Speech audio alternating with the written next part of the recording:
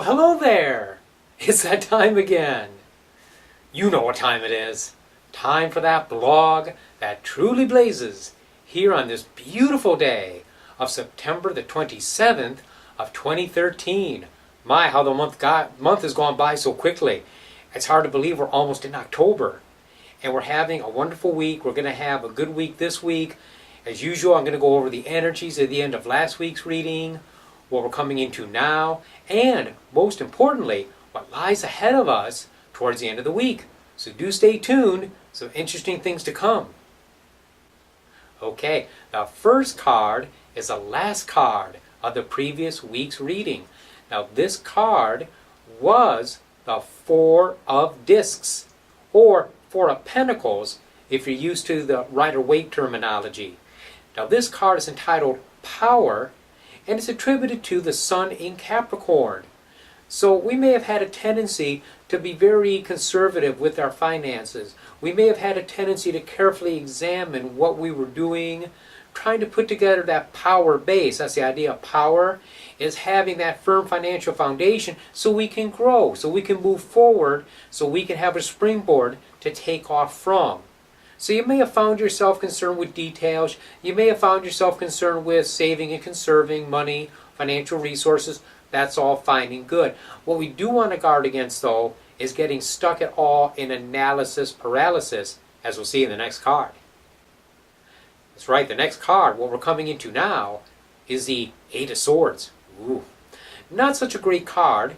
It's not as bad as what it looks. It's entitled Interference, and it's attributed to Jupiter in Gemini.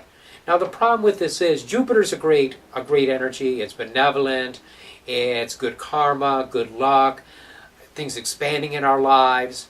But Gemini tends to analyze. It tends to go back and forth.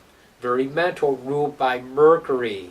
So the idea of the interference is self-interference. It's a mind tearing things apart, putting us in a position where we feel we cannot move, even though we can.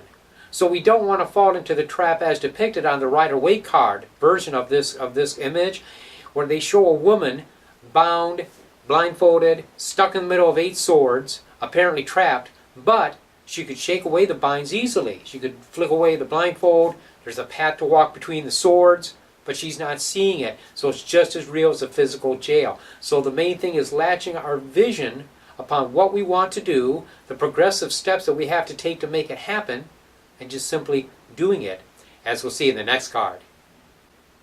That's right, the third and final card is what we should focus on, and that card is the Nine of Discs, or Pentacles, again, using the Rider-Waite terminology, attributed to Venus in Virgo, is entitled Gain.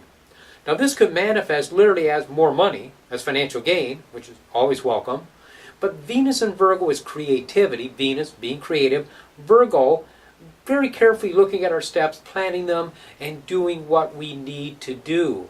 So it's like you're moving forward according to plan, and you're using your resources wisely and creatively in order to do it. And that's what we want to focus upon, is wise movement, careful movement, but moving, doing, creating, not stagnifying, not overanalyzing, not getting stuck, but moving ahead. So as this week progresses, concentrate upon these energies of the Nine of Pentacles, Nine of Discs, meditate upon the card, do a Venus invocation, whatever you feel you need to do to keep your creative energies flowing. And you're going to find by the end of the week, you're really going to be surrounded, I think, with some very pleasant energies. So there you go, the blog blaze, you blazed with it. As always, I appreciate you. I love your support. I love you. Till I see you next week, many, many blessings.